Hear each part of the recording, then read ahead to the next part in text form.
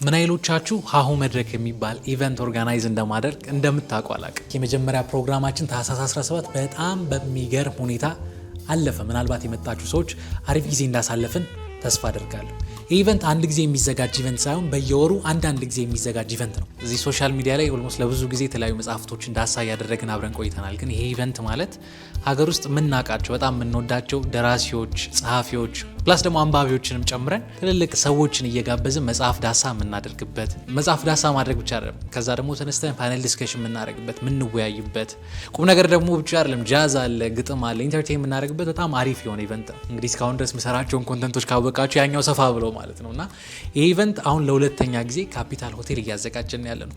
ቦታው የሚሆነው እንዳልኳችሁ ካፒታል ሆቴል ነው። ቀኑ ደግሞ የሚሆነው 25 ወይ ደግሞ ፌብራሪ 2 ከ11 ሰዓት እስከ 2 ሰዓት የሚቆይ ነውና በጣም እርግጠኛ ነኝ እነዚህን ኮንተንቶች ከወደዳችኋቸው ኢቨንቱ እንደምትወዱት። ሞር ኢንፎርሜሽን ማወቅ ከፈለጋችሁ ከስር በማስቀምጥላችሁ ስልክ ደውላችሁ መጠየቅ ትችላላችሁ። በጣም እርግጠኛ ነኝ ኢቨንቱ እንደምትወዱት።